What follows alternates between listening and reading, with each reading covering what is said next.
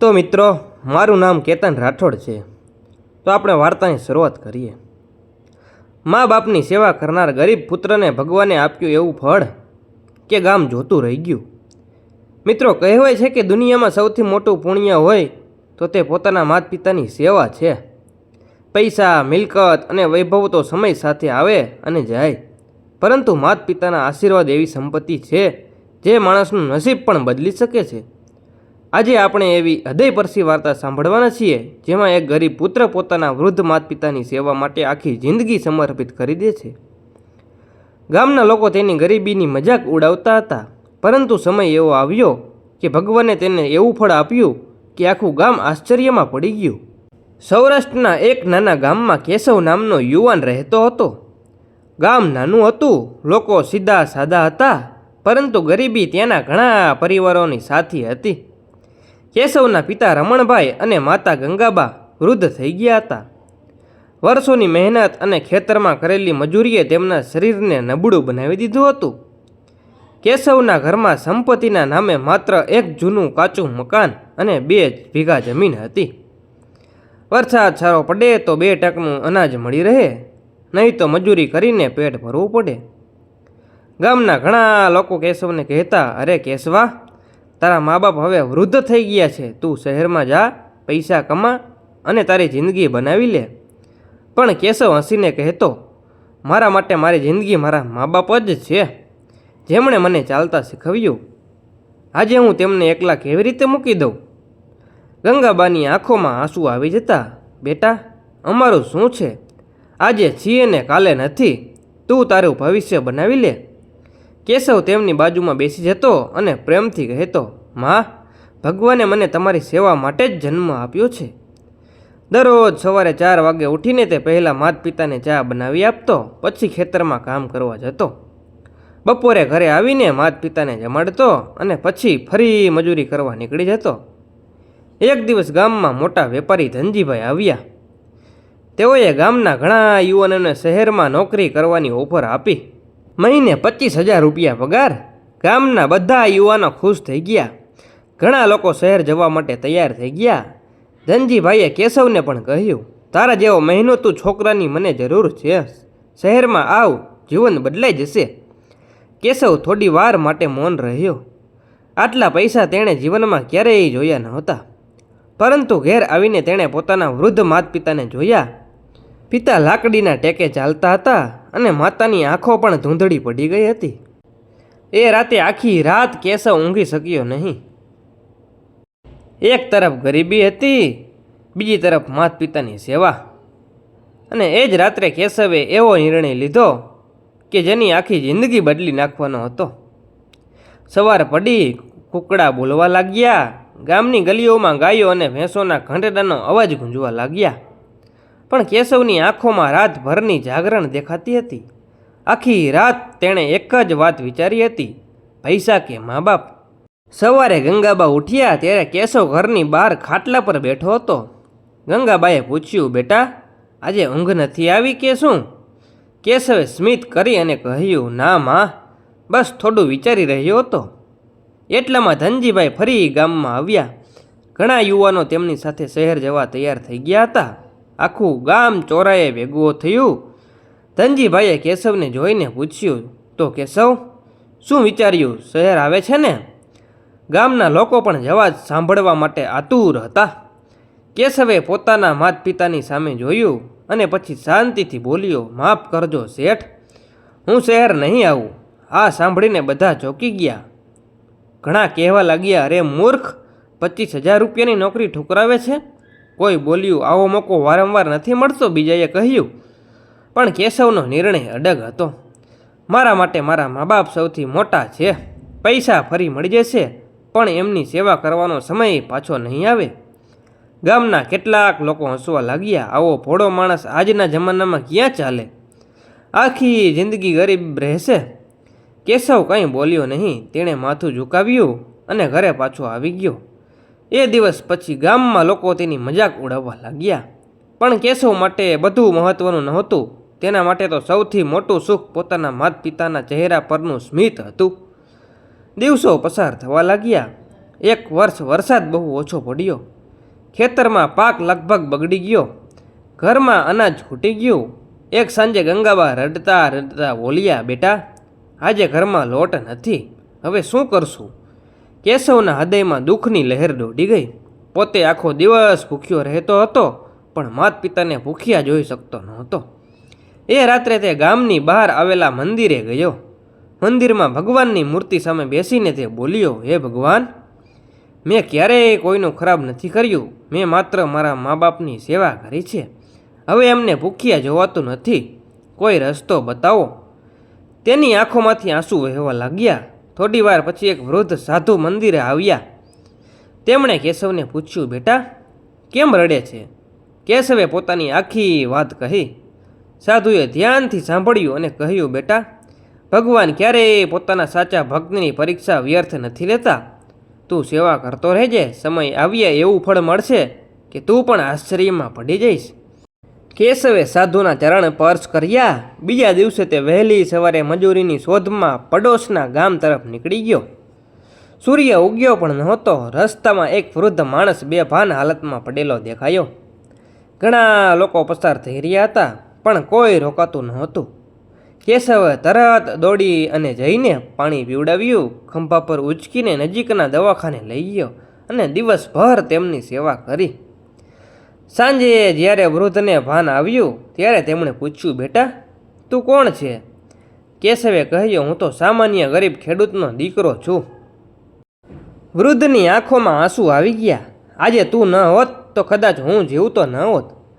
કેશવ તો પોતાનું કર્તવ્ય સમજીને પાછો ઘરે આવી ગયો, પણ તેને ખબર નહોતી કે આ વૃદ્ધ સામાન્ય માણસ નહોતો અને તેમની સાથેની થયેલી આ મુલાકાત જ કેશવના ભાગ્યનો સૌથી મોટો વળાંક બનવાની હતી. બીજા દિવસે સવાર પડી. કેશવ ફરી રોજની જેમ વહેલો ઉઠ્યો. પહેલાં માત પિતાને ચા બનાવી આપી, પછી ગાયને ચારો નાખ્યો અને ખેતરમાં કામે લાગી ગયો. ગરીબી હજી પણ એની સાથે હતી, પણ તેના ચહેરા પર ફરિયાદ નહોતી. બીજી બાજુ જે વૃદ્ધ માણસને કેશવે બચાવ્યા હતા, તેઓ પોતાના શહેરમાં બંગલામાં પાછા પહોંચી ગયા હતા.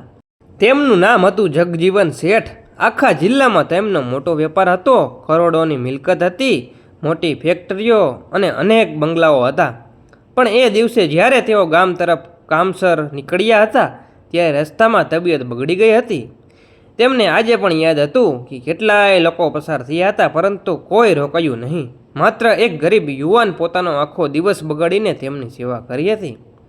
જગજીવન શેઠ વિચારતા રહ્યા, આજના સમયમાં પણ આવો નિસ્વાર્થ માણસ હોઈ શકે ખરો?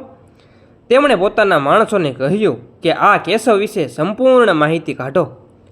થોડા દિવસોમાં તેમને બધું જાણવા મળ્યું કે કેશવ ગરીબ છે, કે તેણે મોટી નોકરી ઠુકરાવી દીધી હતી, કે તે પોતાના વૃદ્ધ માત પિતાની સેવા કરે છે, કે આખું ગામ તેની મજાક ઉડાવે છે. આ સાંભળીને જગજીવન શેઠની આંખો ભીની થઈ ગઈ.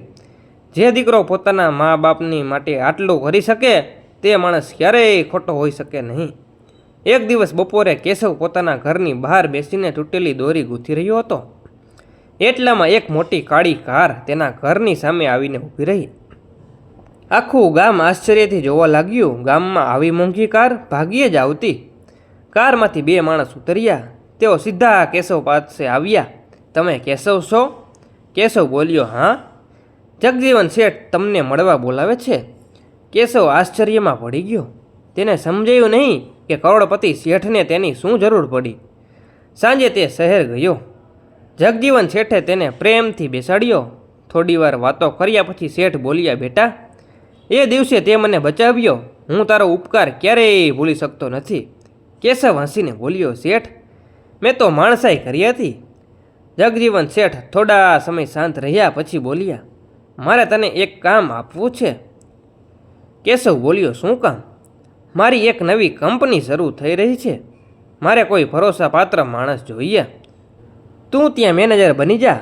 કેશવ ચોંકી ગયો. તેને ભણતર પણ ઓછું હતું. તે ગભરાઈને બોલ્યો, શેઠ, હું આ કામ કેવી રીતે કરી શકું? જગજીવન શેઠ સ્મિત કરીને બોલ્યા, મને ડિગ્રીવાળો માણસ નથી જોઈતો, મને સચ્ચાઈવાળો માણસ જોઈએ છે. કેશવની આંખોમાં આંસુ આવી ગયા. જીવનમાં પહેલી વાર કોઈએ તેની ગરીબી નહીં પરંતુ તેના સંસ્કાર જોયા. પણ થોડા સમય પછી તેણે એક પ્રશ્ન પૂછ્યો, શેઠ, જો હું શહેરમાં રહીશ તો મારા મા બાપની સેવા કોણ કરશે? જગજીવન શેઠ થોડું હસ્યા, એની ચિંતા તારે કરવાની નથી. તારા માતા પિતાને પણ મારી સાથે શહેરમાં રાખીશ. કેશવને વિશ્વાસ જ ન આવ્યો. એ રાત્રે જ્યારે તે ઘરે આવ્યો અને આખી વાત કહી ત્યારે ગંગાબાની આંખોમાંથી આંસુ વહેવા લાગ્યા. રમણભાઈએ આકાશ તરફ જોઈને કહ્યું, ભગવાન, આખી જિંદગી ગરીબી આપી, પણ આજે સમજાયું કે તું અમારી મહેનત જોઈ રહ્યો હતો. થોડા અઠવાડિયામાં કેશવ શહેરમાં કામે લાગી ગયો. પોતાની મહેનત અને ઈમાનદારીના કારણે તે ઝડપથી બધાનો વિશ્વાસ જીતવા લાગ્યો. જગજીવન શેઠ પણ તેને પોતાનો દીકરા જેવો માનવા લાગ્યા. પરંતુ જ્યાં સફળતા આવે છે ત્યાં ઈર્ષા પણ જન્મે છે. શેઠની કંપનીમાં કેટલાક લોકો કેશવની પ્રગતિથી ખુશ નહોતા. તેઓ મનમાં વિચારતા, એક ગામડિયો છોકરો આજે શેઠનો ખાસ માણસ બની ગયો. અને એ જ લોકો હવે કેશવની વિરુદ્ધ એક મોટું કાવતરું રચવા લાગ્યા હતા. એવું કાવતરું કે જે કેશવની નોકરી અને તેની ઇજ્જત અને તેના પરિવારનું સુખ બધું છીનવી શકે તેવું કાવતરું. સમય પસાર થતો ગયો. કેશવ હવે શહેરમાં જગજીવન શેઠની કંપનીમાં કામ કરતો હતો. તેની ઈમાનદારી, મહેનત અને નમ્ર સ્વભાવને કારણે કંપનીના મોટા ભાગના કર્મચારીઓ તેનો આદર કરતા હતા. પરંતુ દરેક માણસને બીજાની સફળતા પસંદ આવે એવું જરૂરી નથી. કંપનીમાં 3 લોકો એવા હતા જેઓ કેશવને મનથી પસંદ કરતા નહોતા. તેમાંમાં મુખ્ય હતો મહેન્દ્ર. વર્ષોથી કંપનીમાં કામ કરતો હતો અને તેને લાગતું કે મેનેજરની ખુરશી પર તેનો હક છે. એક દિવસ મહેન્દ્ર પોતાના 2 સાથીઓ સાથે બોલ્યો, આ ગામડિયો ક્યાંથી આવી ગયો? શેઠ તો હવે એની જ વાત કરે છે. જો આમ જ ચાલ્યું તો કાલે આખી કંપની એની થઈ જશે. બીજાએ કહ્યું, તો કંઈક કરવું પડશે. એ દિવસથી કાવતરાની શરૂઆત થઈ ગઈ.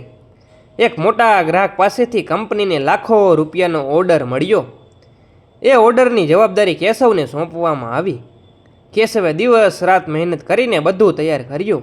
પણ ડિલિવરીના એક દિવસ પહેલાં મહેન્દ્ર અને તેના સાથીઓએ ગોડાઉનમાં જઈને કેટલાક મહત્ત્વના દસ્તાવેજો ગાયબ કરી દીધા. બીજા દિવસે આખી કંપનીમાં હાહાકાર મચી ગયો. દસ્તાવેજો વગર માલ મોકલી શકાય તેમ નહોતો. ગ્રાહક ગુસ્સે થઈ ગયો. જગજીવન શેઠ પણ ચિંતામાં પડી ગયા. તપાસ શરૂ થઈ ગઈ અને જેમ કાવતરાખોર ઈચ્છતા હતા તેમ તમામ શંકા કેશવ પર આવી ગઈ. મહેન્દ્ર બોલ્યો, સાહેબ, આખી જવાબદારી કેશવ પાસે હતી. દસ્તાવેજો પણ એની પાસે જ હતા. ઘણા લોકોએ વાતમાં આવી ગયા. કેશવ પર આરોપ મૂકવામાં આવ્યો. તેના માટે આ જીવનનો સૌથી મોટો આઘાત હતો.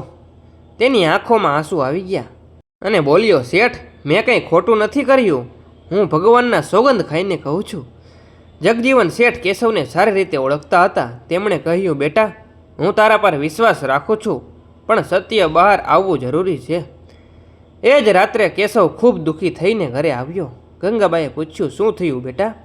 કેશવ માતાના ખોળામાં માથું મૂકીને રડવા લાગ્યો. માં, મેં ક્યારેય કોઈનું ખરાબ નથી કર્યું, છતાં આજે લોકો મને ચોર સમજે છે. ગંગાબાઈએ તેના માથા પર હાથ ફેરવ્યો અને કહ્યું, બેટા, સત્યને ક્યારેય ડરવાની જરૂર નથી. ભગવાન મોડું કરે પણ અંધેર નથી કરતા. રમણભાઈ પણ બોલ્યા, બેટા, આખી જિંદગી અમે ગરીબ રહ્યા પણ ક્યારેય ખોટો રસ્તો અપનાવ્યો નથી. તું પણ હિંમત રાખ. માતા પિતાના શબ્દોએ કેશવને ફરી મજબૂત બનાવ્યો. બીજા દિવસે કંપનીમાં સીસીટીવી કેમેરાની તપાસ શરૂ થઈ. કલાકો સુધી ફૂટેજ જોવામાં આવ્યું. અચાનક એક એવું દ્રશ્ય સામે આવ્યું કે રાત્રે મહેન્દ્ર અને તેના સાથીઓ ગોડાઉનમાં ઘૂસતા દેખાયા. બધાના ચહેરા ઉતરી ગયા. થોડા સમય પછી તેઓ દસ્તાવેજો લઈને બહાર નીકળતા પણ દેખાયા. હવે સત્ય બધાની સામે હતું. જગજીવન શેઠના ગુસ્સાઓ 7મા આસમાને પહોંચી ગયો. શરમ નથી આવતી તમને? એક નિર્દોષ માણસને બદનામ કરવા નીકળ્યા હતા.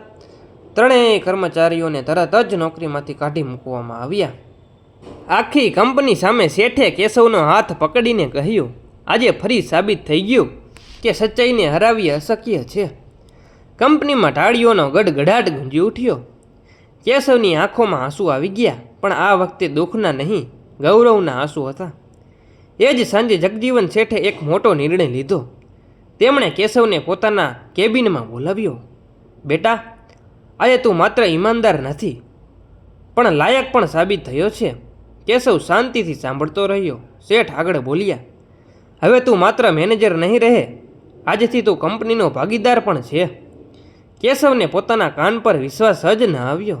એક સમય હતો જ્યારે ઘરમાં લોટ ખરીદવાના પૈસા નહોતા અને આજે કરોડોની કંપનીમાં ભાગીદારી. તેની આંખો સામે પોતાના વૃદ્ધ માતા પિતાના સંઘર્ષના દિવસો ફરી વળી ગયા. પણ ભગવાને હજુ તેના માટે એક વધુ મોટું આશ્ચર્ય રાખ્યું હતું. એક એવું ચમત્કાર જે માત્ર કેશવનું જ નહીં પણ આખા ગામનું ભાગ્ય બદલી નાખવાનો હતો. સમયની સાથે કેશવનું જીવન પણ બદલાઈ રહ્યું હતું. એક સમય હતો જ્યારે ઘરમાં 2 ટકના રોટલાની ચિંતા રહેતી હતી અને આજે કરોડોની કંપનીનો ભાગીદાર બની ગયો હતો. પરંતુ સફળતા મળ્યા પછી પણ તેના સ્વભાવમાં જરાય ફેરફાર આવ્યો ન હતો. તે આજે પણ સવારે ઉઠીને સૌથી પહેલાં પોતાના માતા પિતાના ચરણ સ્પર્શ કરતો હતો. ગંગાબા ઘણીવાર કહેતા, બેટા, હવે તું તો મોટો માણસ બની ગયો છે. કેશવ હસીને જવાબ આપતો, માં, માણસ પૈસાથી મોટો નથી બનતો, સંસ્કારથી મોટો બને છે. આ વાત સાંભળીને રમણભાઈની આંખો ગર્વથી ચમકી ઉઠતી. એક દિવસ કેશવ પોતાના ગામમાં આવ્યો. વર્ષો પછી ગામના લોકો તેને નવી નજરથી જોઈ રહ્યા હતા. જે લોકો ક્યારેક તેની મજાક ઉડાવતા હતા, આજે એ જ લોકો તેને માનથી બોલાવતા હતા. પરંતુ કેશવના મનમાં કોઈ માટે દુશ્મનાવટ નહોતી. તે ગામમાં ફરતો હતો ત્યારે તેણે જોયું કે હજુ પણ ઘણા ગરીબ બાળકો અભ્યાસ કરી શકતા નહોતા. ગામમાં સારી શાળાનો અભાવ હતો. ઘણા વૃદ્ધ લોકો દવાઓના અભાવને કારણે તકલીફ ભોગવી રહ્યા હતા. આ બધું જોઈને કેશવનું હૃદય ભરાઈ આવ્યું. તે રાત્રે એણે એક મોટો નિર્ણય લીધો. થોડા દિવસો પછી આખા ગામની સભા બોલાવવામાં આવી. ગામના બધા લોકો ભેગા થયા. કેશવ મંચ પર ઊભો થયો અને તે બોલ્યો, આ ગામે મને જન્મ આપ્યો છે. આજે ભગવાને જે મને કંઈ આપ્યું છે એમાં આ ગામનો પણ હિસ્સો છે. લોકો શાંતિથી સાંભળતા રહ્યા. પછી કેશવે જાહેરાત કરી, હું ગામમાં એક નવી શાળા બનાવીશ જ્યાં ગરીબ બાળકોને મફત શિક્ષણ મળશે. આ સાંભળતા જ તાળીઓના ગડગડાટ ગુંજી ઉઠ્યો. પણ કેશવ અહીં અટક્યો નહીં અને ગામમાં એક દવાખાનું પણ બનાવીશ જ્યાં ગરીબોને મફત સારવાર મળશે. ઘણા વૃદ્ધોની આંખોમાં ખુશીના આંસુ આવી ગયા. 1 વર્ષમાં ગામની તસવીર બદલાઈ ગઈ. નવી શાળા ઊભી થઈ, દવાખાનું શરૂ થયું, ગામના રસ્તાઓ સુધર્યા, પાણીની નવી ટાંકી બની. જે ગામને લોકો ક્યારેક પાછળ પડેલું કહેતા હતા, એ ગામ હવે આસપાસના વિસ્તારો માટે ઉદાહરણ બનવા લાગ્યું. લોકો કહેતા, ભગવાને સાચે જ કેશવને મોકલ્યો છે. પણ કેશવ દરેક વખતે એક જ વાત કહેતો, આ બધું મારા માતા પિતાના આશીર્વાદનું ફળ છે. એક દિવસ મોટી ઘટના બની. રાજ્ય સરકારના અધિકારીઓ ગામની મુલાકાતે આવ્યા. તેમણે ગામનો વિકાસ જોયો, લોકોની ખુશી જોઈ અને કેશવના કાર્ય વિશે જાણ્યું. થોડા મહિના પછી રાજ્યની રાજધાનીમાં એક વિશાળ સમારંભ યોજાયો. ત્યાં કેશવને શ્રેષ્ઠ સમાજ સેવક તરીકે સન્માનિત કરવામાં આવ્યો. હજારો લોકોની વચ્ચે તેનું નામ બોલાવવામાં આવ્યું. જ્યારે કેશવ મંચ પર પહોંચ્યો ત્યારે એણે સૌથી પહેલાં પોતાના માતા પિતાને મંચ પર બોલાવ્યા. આખો હોલ તાળીઓથી ગુંજી ઉઠ્યો. કેશવે માઇક હાથમાં લઈને કહ્યું, જો આજે હું અહીં ઊભો છું તો તેનું કારણ મારા માતા પિતા છે. હું જે કંઈ છું એ એમના આશીર્વાદથી છું. ગંગાબા અને રમણભાઈની આંખોમાંથી આનંદના આંસુ વહેવા લાગ્યા. સમય પસાર થતો ગયો. એક સાંજે રમણભાઈએ કેશવને બોલાવ્યો. તેમનો અવાજ થોડો નબળો હતો. બેટા, હવે અમારો સમય નજીક છે. કેશવ તરત બોલ્યો, એવી વાત ના કરો બાપુ. રમણભાઈ સ્મિત કરીને બોલ્યા, દરેક માણસે એક દિવસ જવાનું હોય છે, પણ આજે અમને કોઈ ચિંતા નથી, કારણ કે અમારો દીકરો માત્ર અમારો નહીં, આખા સમાજનો આધાર બની ગયો છે. ગંગાબાએ પણ કેશવના માથા પર હાથ મૂક્યો અને કહ્યું, બેટા, હંમેશા આ જ રીતે સારા કામ કરતો રહેજે. એ રાત્રે કેશવે પોતાના માતા પિતાના ચરણોમાં માથું મૂકી દીધું. તેની આંખોમાં આંસુ વહેતા હતા, પણ એ આંસુ દુઃખના નહોતા, એ આંસુ કૃતજ્ઞતાના હતા. અને આ રીતે વાર્તાનો સુંદર અંત થાય છે.